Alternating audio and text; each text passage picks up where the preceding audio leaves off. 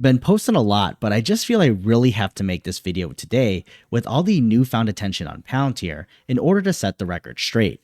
So folks understand the quote unquote dumping of shares by Palantir CEO Alex Karp and can at least look at the SEC filing themselves to come up with a more educated opinion.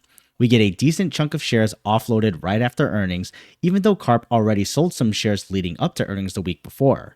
So at least waiting a few days until the Form 4 today, we're able to look at all at once since these sales took place over the last few days and the origin of where they came from. So let's just look how much cash he raised as well as the origin of these recent sales. So you can see a few green transactions first, but essentially he converted the shares over to Class A in order to offload them. So through the week, he sold over 12.34 million shares. Now, instead of last week's offloading at the lower prices, Karp got to take advantage of the recent price action that took over after their monster quarter. So in total, he raised over $650 million. That is more than $500 million from the latest sales just this week. Now, moving down below, similar to last week, all of the tranches of shares were converted over from his right to buy options to Class B and then converted over to Class A shares, which in turn got sold. You can see in the second column the exercise price of $11.38, meaning whatever the difference is between the sales price is what Karp profited on, as well as needs to pay taxes on for some perspective too. Now, the most important part to see is in column 9, his remaining shares too, I believe. There's 114 million options as well as 48.7 million Class B shares left. So before anyone says there's no alignment with shareholders, clearly he has plenty of motivation still to continue growing the company. And as a reward for his leadership, should he continue to try to make his shares as well as ours as valuable as possible. So I'll let you all decide down below, because technically, even if this is under his trading plan that is pursued, you could argue that he doesn't even have to set one up if he's truly all in and wants to hold his shares.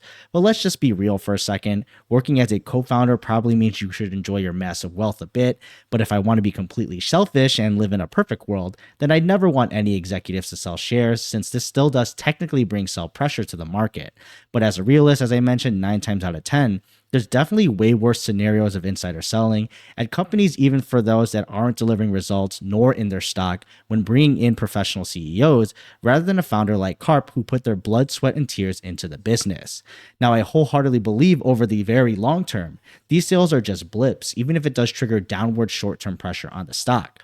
The market right now is gobbling up the shares, as you've seen the past few days with the action. So I'd say optics wise, this is still a better scenario rather than selling and piling on an already weakened stock. But that's just my opinion. And let's just say lucky timing with these sales for Karp as well. But regardless, these trading plans make it so that executives aren't even timing the market, although someone will always argue that they are. Now, does that mean I don't care about insider selling at all? Well, I still do, especially if we ever see Palantir at a very, very attractive price and valuation, which if we see a freeze in insider sales or just a reduction in their trading plans happen, that could be a big clue of what some folks in management perceive as a better time to may see the company as undervalued. Now, over their whole public company life, though, we aren't seeing shares get bought up by executives besides exercising options or obtaining RSUs, but that is something I'd like to really watch out for if it ever happens in the near future. But right now today, it seems that may be farther away. But curious to know your thoughts below, and I'll see you in the next video.